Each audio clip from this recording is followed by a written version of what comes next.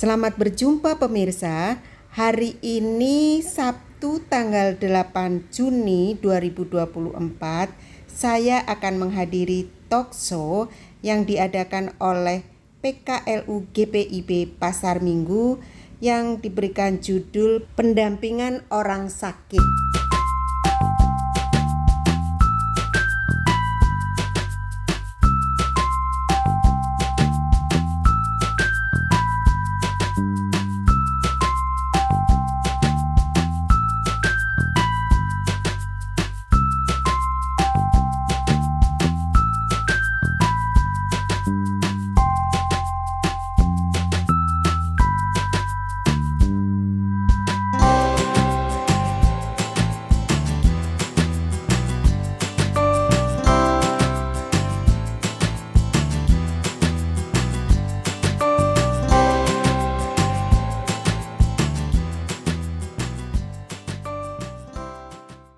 Kita semua bahagia ya hari ini, dan pasti tujuan kita satu sama. Kita pengen tahu sih bagaimana ya di dalam usia kita ketika pasangan kita atau keluarga kita salah satu ada yang mengalami sakit, pasti tidak mudah.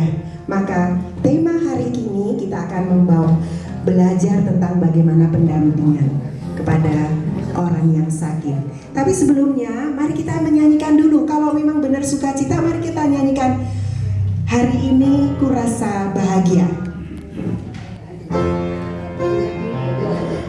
Boleh berdiri?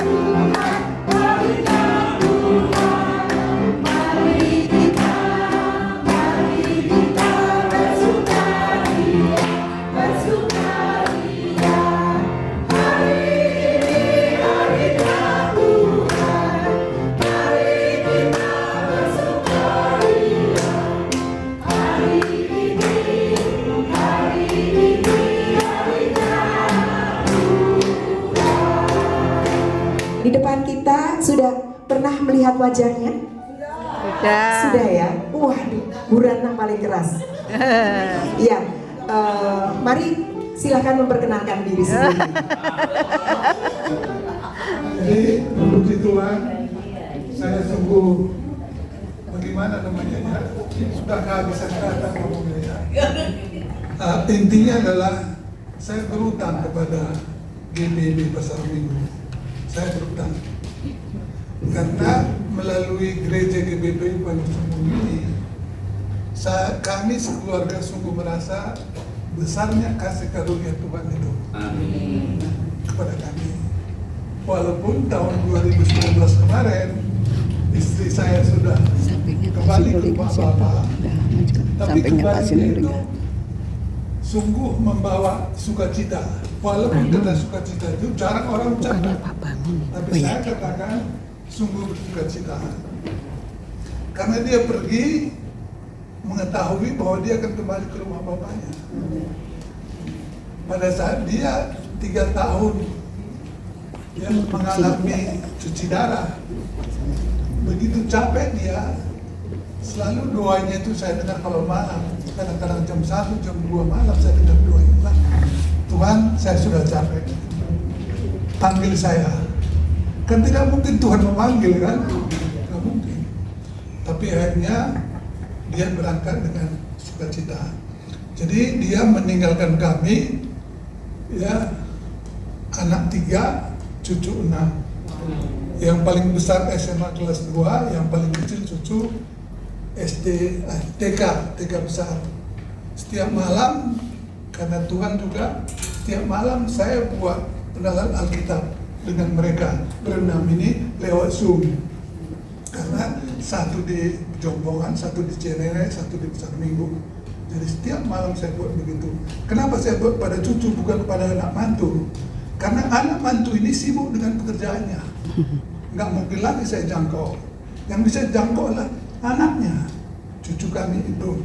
Karena saya pikir lebih baiklah saya kepada cucu kami ini. Jadi itu saya lakukan. Dan saya kira saya buat kesaksian soal itu kepada kita di sini. Saya tahu Anda juga melakukan itu bahkan lebih hebat daripada itu. Jadi saya rasa saya sangat terberkati ketika saya membuat penalaran Alkitab itu malam demi malam. Berkat itu makin banyak saya terima dan makin banyak juga saya berikan kepada orang lain. Gitu. Itu saya lakukan. Kan nggak mungkin lah saya sekarang sudah pensiunan, duda lagi. Maka yang saya terima pun sekarang cuma 4,3 juta per bulan. 4,3 juta karena duda kan? Iya, duda. Obat saya saja sudah 1,1 juta per bulan. Kan tinggal 3, sekian. Kan nggak cukup. Nah, jadi saya bagaimana caranya sedangkan saya harus kunjungi Bu Lesi, kunjungi Bu Esther, kunjungi Bu Matula Belba. Jalan-jalan ya Pak. Jalan dan perlu juga ya gembira-gembira kan begitu, perlu uang. Saya pikir Tuhan kasih saya untuk uang. Lalu dia bilang, ini Pak sebelumnya katanya, Bapak ke sana supaya nanti akan ada orang mengutus memberikan uang kepada Bapak. Jadi saya dicukupi saudara. Dan saya kira ini Ibu Ayu sudah datang, tepuk tangan untuk Ibu Ayu. Terima kasih Pak Sinulingga, satu pelajaran yang bagus sekali ya. Mari kita juga membuat PA kepada cucu-cucu kita yang tentunya sudah mampu untuk menyerap. Siapa yang baru hari ini datang? Boleh berdiri? Yang jelas bukan Bu Katrin ya. Yang sudah dia lama. cuma baru datang, tapi bukan yang sudah lama nggak sudah datang. lama. Yang sudah lama. Iya, siapa? Lama ada Bu Esther. Sudah lama. Siapa? Pak Bangun. Pak Bangun ya. Sudah lama. Pak Bangun. Oke, boleh berdiri supaya orang kenal dan mengingat kembali Pak Bangun yang sudah lama tidak beredar, sekarang beredar lagi. Terima kasih Pak Bangun. Lalu ada lagi Siapa lagi ya? yang sudah lama juga. Saya ingat karena kecelakaan kakinya kesleo atau dia jadi tidak pernah datang lagi. Tetapi hari ini kita lihat segar bugar dan lebih istimewanya lagi hari ini dia Lebih segar dari yang ulang tahun. kau bisa ditebak ya, boleh berdiri. Suroso. Suroso. Mana tadi dia ada kok? Oh itu dia. Nah inilah segar kan kelihatan.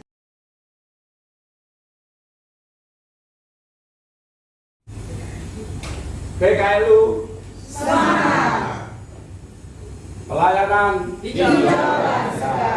Terima kasih.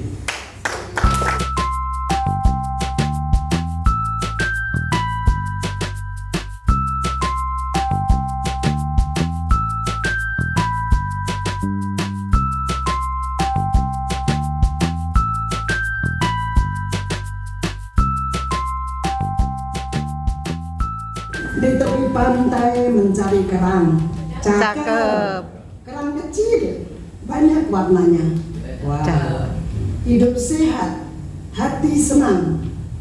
Itulah bahagia yang sebenarnya. Amin. Amin. Cakep, cakep, cakep. Udah, ini nomor 10. Kita berikan tepuk tangan. Ada bakat ya rupanya. Jadi tolong dicatat untuk acara-acara berikutnya. sangat fasih untuk berpantun Ria. Selanjutnya kami serahkan waktu kepada Ibu Pendeta Ayu. Iya, silakan Ibu Pendeta Ayu dan moderator kita Pak Setia Dharma. Salam dan selamat pagi menjelang siang. Halo. Bro dan sis yang ganteng dan keren. Wih, cakep. Khusus Himalayan.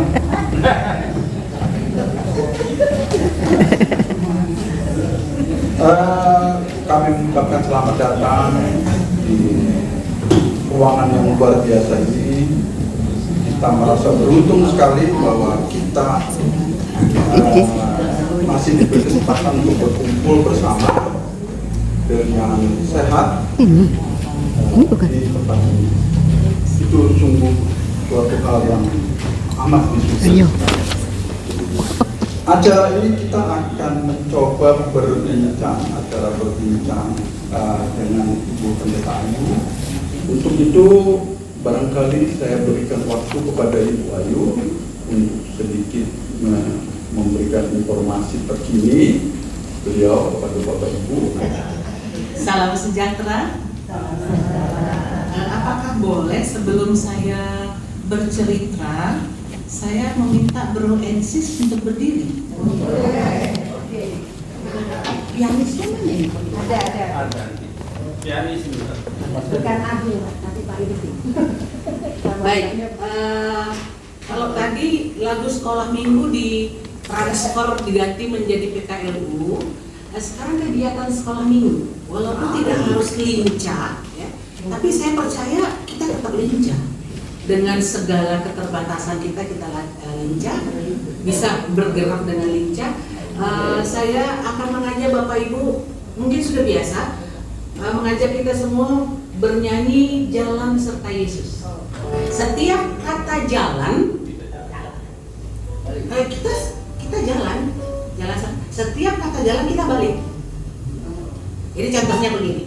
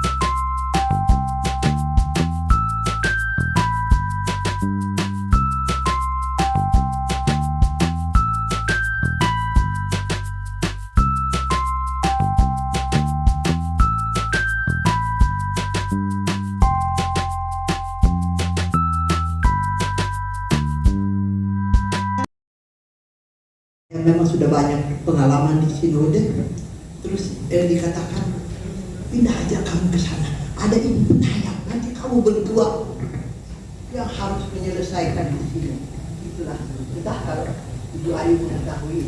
Jadi waktu dari pindah ke sini, nanti ada penayang untuk membantu kami. Ketahui dia begitu, dia punya banyak sifat-sifat yang bisa membangun jemaat, bisa menyelesaikan masalah dengan cara yang sangat baik. Itulah yang saya alami dengan Dewi.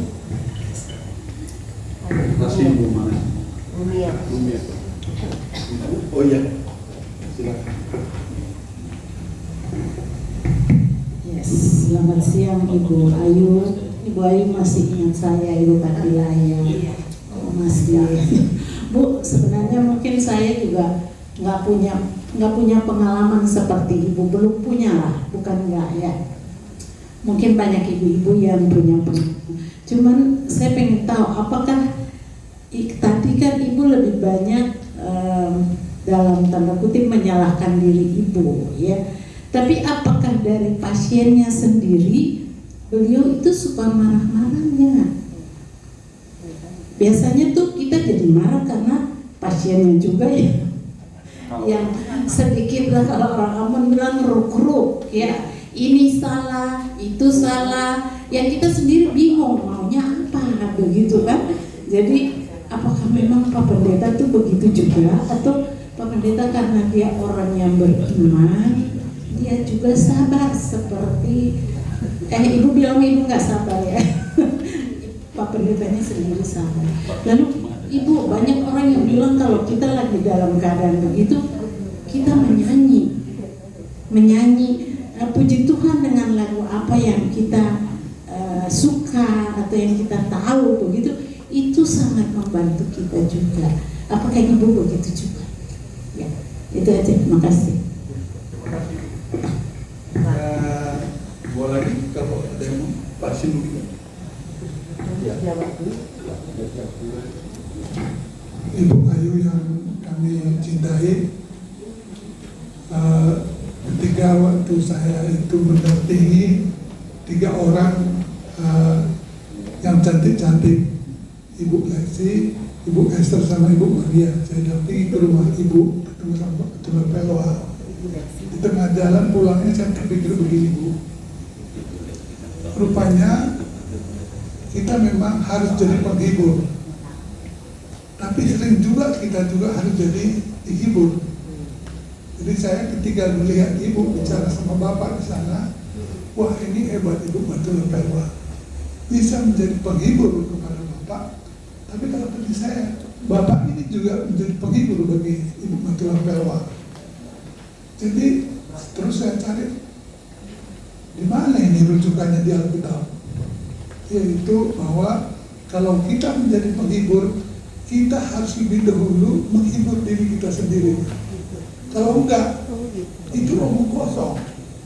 Enggak mungkin berpengaruh orang kita hibur kalau kita sendiri pun tidak bisa menghibur diri kita sendiri. Dari mana sumber penghiburan yang sejati, yang setia? Tidak lain hanyalah Roh Kudus. Itu yang saya rasakan. Dan saya dulu mendampingi istri saya 5 tahun dia sakit diabetes, 3 tahun dia cuci darah. Jadi saya menjadi penghibur, tapi sering juga saya harus dihibur oleh Tuhan sendiri. Terima kasih, Bu. Teman Ayah, saya tidak tahu permasalahan itu apa, tapi yang saya tahu dia berada dalam pergumulan yang berat, dan itu juga terjadi 2000 pada saat Mama, pasti Bu Maya sudah tahu. Jadi, nah kalau dikatakan karakter Bapak seperti itu memang iya. Bukan saya memuji suami saya, enggak. Saya itu suka marah sama dia. Saya bilang baik sama bodoh agak tipis bedanya. Baik boleh, Bung, tapi jangan juga mau dibodoh-bodohin. Kalau ada orang mau injak kepalamu, tarik. Jangan disodorin. Nah, kalau Bapak sodorin, injak. Nah, kamu nyanggap Bapak itu seperti itu. Saya di rumah, saya sama anak-anak nganggap Bapak seperti itu. Terlalu mengalah, menurut kami ya, menurut kami. Terlalu mengalah. Nah, kemudian jadi sejauh mana saya juga tidak terlalu tahu ya, tapi terima kasih sudah menjadi rekan yang selalu mendukung. Nanti saya sampai rumah cerita, saya ketemu Tante Malayang pasti dia tenang banget. Lalu yang kedua untuk Ibu Popilaya, saya mau katakan Bapak nggak rukun. Justru saya yang rukun. Ya, saya yang sering berontak, saya yang sering khawatir. Di awal-awal tadi saya memang katakan bahwa belum berdamai dengan kondisinya, memang ada, tapi dia enggak ini ya, enggak yang kemudian apa namanya, berubah gitu, enggak. Cuma semakin ya, sulit gitu, semakin sulit. Gua makan di samping memang sulit berbicara, tapi penerimaannya juga masih kelihatan bahwa tidak terima dengan kondisinya itu. Tidak terima, tapi kemudian tidak protes, kemudian dilayani ini salah marah, enggak. Dalam sakitnya itu saya katakan tadi, dirawat di rumah sakit pun saya tetap nggak boleh absen. Kalau sudah ditugaskan, jalan. Sampai sekarang masih banyak Bu kekhawatiran yang saya alami, banyak yang harus saya atasi, bukan harus ya, yang akhirnya dengan kekuatan dan pertolongan saya bisa atasi itu bersama-sama dengan Bapak. Walaupun dia nggak bisa ngomong, tetapi kalau berbicara itu pelan, saya harus punya ilmu menafsir tambahan. Jadi saya akan bukan hanya masalah pada saat saya akan melayani, begitu tema khotbahnya dengan perikopnya kok kayaknya nggak sinkron. Nah saya ngomong, ini gimana sih Bu? Kok ini nggak sinkron? Ini temanya begini. Nah sementara terus perikopnya gini. Harusnya kan begini. Nanti dia cari di Google itu. Dia cari, dia dapat dia kasih. Bu, saya yang sehat aja nggak tahu, gak saya kalau soal itu. Jadi dia yang cari referensi ya, bukan kemudian jalan referensi. Jadi itu amat sangat tidak rukuh, amat sangat mendukung saya. Itu yang saya rasakan. Saya yang sering kecewa, saya yang sering marah. Udahlah Bu, jangan gitu lah, usahalah, ini jangan diem aja. Itu saya. Tapi Bapak senyum. Terus nggak serta-merta, ya saya enggak. Dia senyum. Terus nanti kalau saya dekat di urut-urutnya saya. Nanti kalau malam dia senyum saya. Nggak ngomong sih, tapi dia ekspresikan dengan cara yang begitu. Jadi sebetulnya lebih banyak dia yang menghibur saya, menguatkan saya.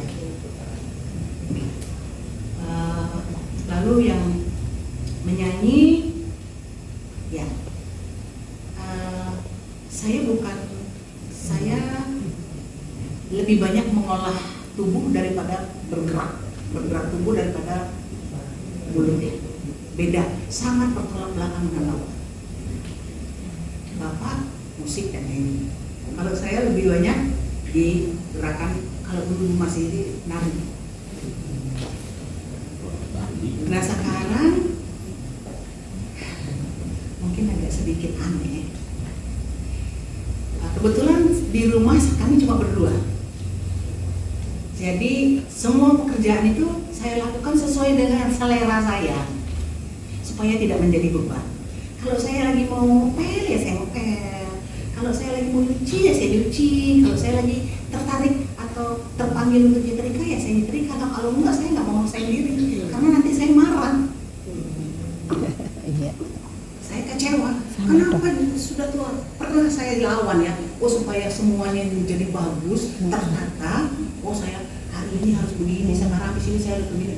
Habis itu saya capek. kenapa ya Tuhan sudah tua saya harus bagian ini capek.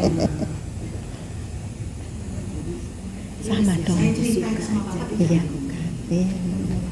Ini emang bisa bantu saya. Sekurangnya Akhirnya berdasarkan pengalaman rakyatnya kemudian kalau saya lagi mau ya saya nyapa. Tapi minimal saya nyapu selalu. Kalau ngepel itu 2 hari sekali. Karena kalau enggak kaki saya ngewas sendiri. Nah, pada saat saya melakukan pekerjaan itu, saya pakai headset. Saya pakai headset. Disitulah kemudian saya cari lagu-lagu yang saya suka. Nanti sambil saya nyapu saya bayang, oh iya, sambil saya ngepel saya joget-joget, naik turun saya joget-joget sampai pernah ke seleo ya. Nah itu cara saya. Jadi bukan menyanyi yang kemudian khusus enggak. Jadi nyanyinya seperti itu.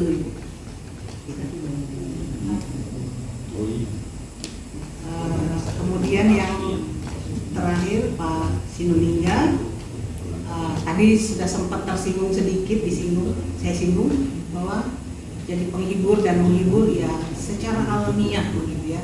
Dan disitulah kelebihan yang Tuhan anugerahkan kepada kami. Jadi saya sangat merasakan bertambah-tambah selalu bertambah selalu pengalaman dalam tanda petik iman. Bukan berarti saya sudah kuat iman, tidak. Tapi saya mendapatkan pembelajaran iman dari setiap relasi saya dengan suami, kemudian dengan lingkungan saya, kemudian juga dengan kondisi yang ada di sekitar saya selama saya menjalani masa-masa pendampingan terhadap suami saya. Itu Mas Indonesia. Penanya keempat, Ibu Nauli. Apa yang saya sampaikan itu masih terus ya. Jadi belum ada titik, tidak ada titik.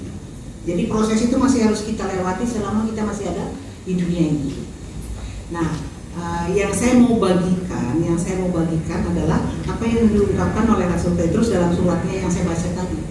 Kuasai diri dan jadilah tenang. Itu yang utama. Diri dan jadilah tenang supaya bisa Tidak berdoa. gampang, tapi kalau kita mau berusaha, maka kita akan bisa. Tentu dengan satu keyakinan bahwa Mazmur tadi mengatakan Tuhan tidak akan meninggalkan kita. Dia tidak pernah tertidur. Karena itu datanglah kepada Tuhan, kuasai dirimu, jadilah tenang supaya bisa berpikir benar. Terima kasih Bapak Ibu.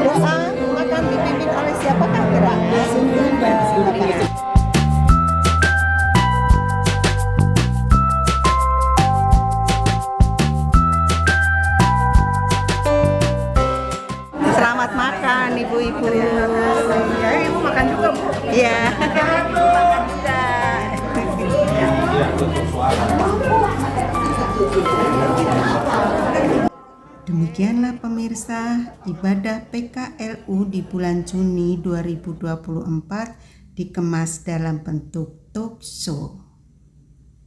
Terima kasih sudah menonton. Sampai jumpa di video mendatang.